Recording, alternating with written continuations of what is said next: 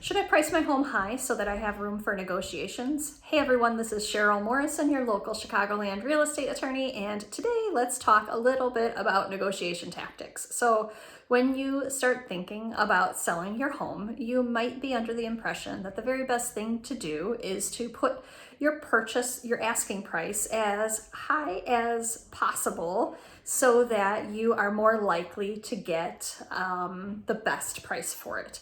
And certainly I see where people think that that might be the best case because you think that if you price it too low that, people are going to go even lower than that and lowball you, and you're going to end up walking away with a lot less than you want and need.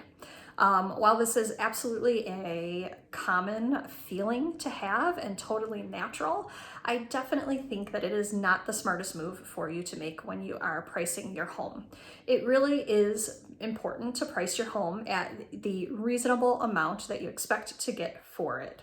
And you don't have to, price it so at the bottom of what you think you might get to it. You can price it on the upper end of that, but you want to be realistic with the price that you choose. There's a few reasons for that.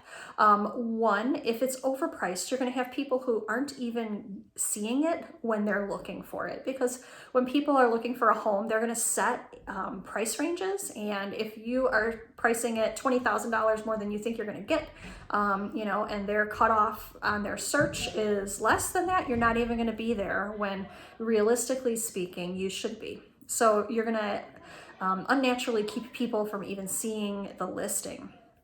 Next, the higher the price, the more it's priced above what it ought to be, the longer the home tends to stay on the market. And at some point that becomes sort of a reinforcing factor to where, the house is sitting on the market for a long time because it's overpriced. And because it's sitting on the market for a long time, people think that it isn't worth what it's there. And eventually it actually drives the price down of the home, because there's nothing that causes people concern more than seeing that a home has been on the market for 150 days when everything else is under contract in maybe 30.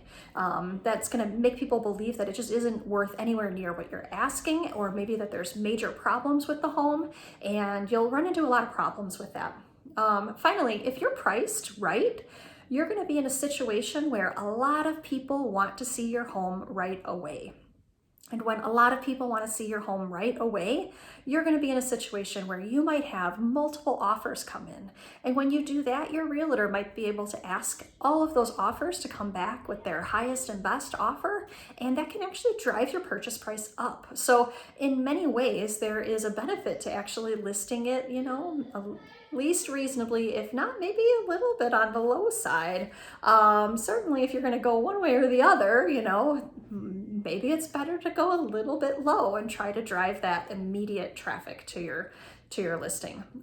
So should you overprice it so you have room for negotiations? Absolutely not. No, go with your realtor's advice. A good realtor is going to give you a solid workup of the market analysis. They're going to tell you exactly what they think you should price your home at, exactly what they think that your house will ultimately sell at, and they're going to give you their advice on what they think the listing price should be. And it is absolutely to your advantage to take their advice and not price it high, because if you take their advice and price it right, you're going to sell quicker, probably for more, and you might even be in a situation where you have more than one offer and even get above asking price. So I hope that this has been helpful for you. If you have any questions, do let me know. If you're thinking of selling and need a referral to a realtor, I can absolutely help you with that. If you've found a realtor but want someone to look over your listing agreement paperwork, I can absolutely do that for you too. That's included in the price of hiring me for your closing. There's no need to wait to hire me until you have an accepted contract in hand. I'm happy to answer your questions right now. So if you found this video helpful, please do give it a like, share it with anyone else who might benefit from it as well, and do subscribe so you can continue seeing my videos. Have a good weekend, everyone. Bye.